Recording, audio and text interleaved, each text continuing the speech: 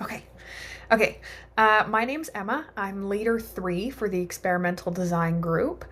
So I'll be covering when experimental design is used, how you might evaluate it, and I'll also take a brief look at a study that was undertaken in Turkey in the field of education that used an experimental design.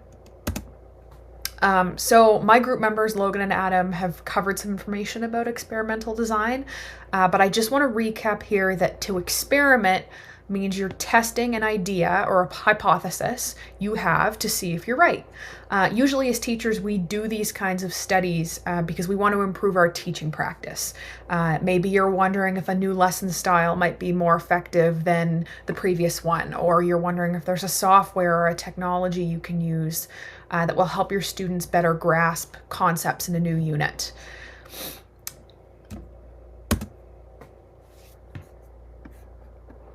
So when deciding which research design to use, I would first think about your worldview, who you are as a researcher. What do you value as a scientist? What do you feel constitutes the way that you know something, your ways of knowing? We have briefly looked at post-positivism, constructivism, pragmatism, and the transformative worldviews in this course. If you take a post-positivist approach, you probably find yourself gravitating more towards experimental design. Researchers with this worldview have a strong focus on unbiased, objective research and the search for the truth.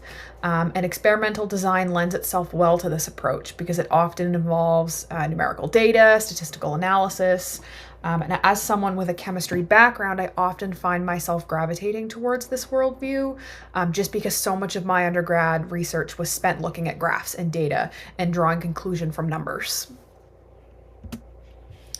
Experimental design is also a really good choice for you based on your objective. If you're looking to determine whether a cause and effect relationship exists between your two variables. So for example, and I'm going to probably come back to this example a little bit throughout this video. Maybe you want to know, does giving your students increased practice time during instructional hours in class raise their test scores? So your independent variable there would be your increased time, spending more time on practice. Does that raise test scores, the dependent variable? The other thing I would think about is your audience. So if you have 2 or more groups,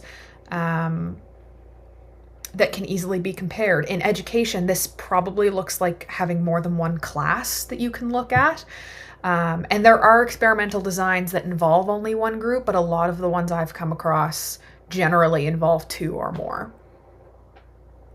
Because if you're dealing with 2 classes, you can easily set one class as the experimental group and give them the intervention. So for example, give them the increased study time and use another group as a control. So nothing changes with them, and then you can compare how it goes. So I just put together this slide here. It says, should I use experimental design?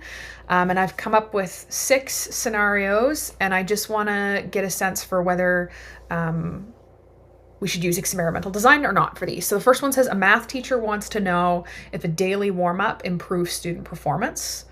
A science teacher wants to determine whether online labs or in-person labs help students understand the learning target better.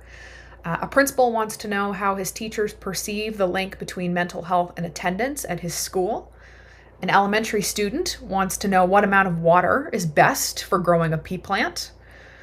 A curriculum specialist wants to look at how the texts assigned in ELA courses have changed over time. And a researcher wants to explore student experiences with learning from home during COVID. So take a sec, pause the video, just decide whether you'd use an experimental design for each one, and I'll move to the next slide with check marks and X's.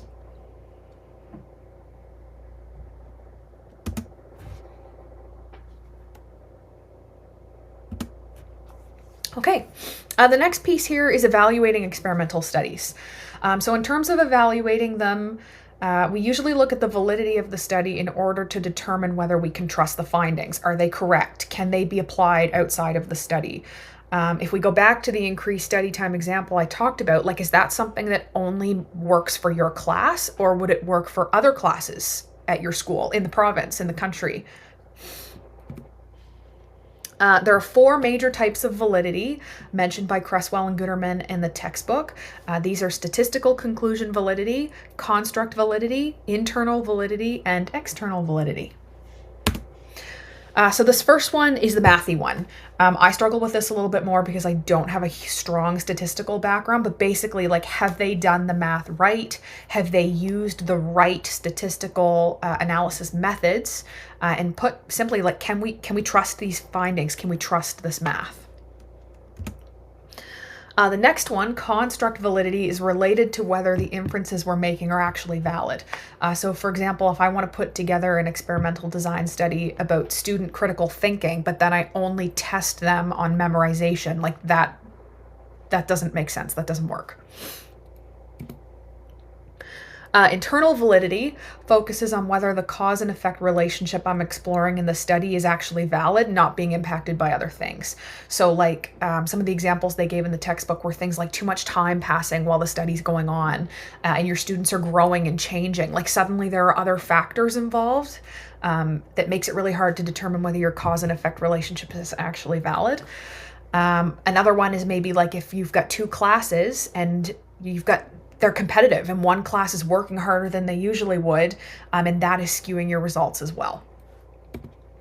Lastly, external validity focuses on whether the findings of the study would be applicable elsewhere. So is this population or situation in the study super specific to this class or this school, or are these findings applicable elsewhere? Can we take these findings and use them as educators in other schools in Canada or in other countries in the world? I looked at a study that was done in 2013 by Dermis Aslan called The Effects of a Food Project on Children's Categorization Skills. So basically, he had identified that it was important that kids can categorize food. One of the examples he gave was kids should know, is this safe or is this dangerous? He wanted to know if implementing a project-based learning style in a classroom of 6-year-olds would help them categorize food better. It made sense for him to use experimental design here for 2 reasons. So the first one is that he was seeking information about a cause and effect relationship. He wanted to know, does project-based learning lead to increased success, something measurable? He also had access to 2 classes of 6-year-old learners, so he was able to randomly decide which class would be the control. So they would go on learning the way they had been, no changes. And then the other class would receive the intervention. They would try project-based learning and see how it went. In terms of his method, he worked with both classes before coming in to like work with them as a teacher. So he spent a little bit of time with them, getting to know them, getting acquainted so that they were comfortable. Prior to implementing his intervention, the project-based learning with the experimental group, he gave both classes a pretest. So he gave them the same test just to kind of see where they were at with categorizing food, and found that there was no significant difference in how they did. They were pretty much the same. Then he went on to not change anything with the control group, but with the experimental group, the intervention group, he implemented project-based learning. So they went on field trips, they were encouraged to ask questions, and they tried new activities based on what the kids were expressing interest in. And after 12 weeks, he gave both groups the same POTS test. And he found that the experimental group, the group that had received project-based learning, did significantly better than the control group did. So he was able to conclude that project-based learning did have a profound impact on student success in this case. I've included the source here for the article if you're interested in it, and I've also cited the textbook. Thank you.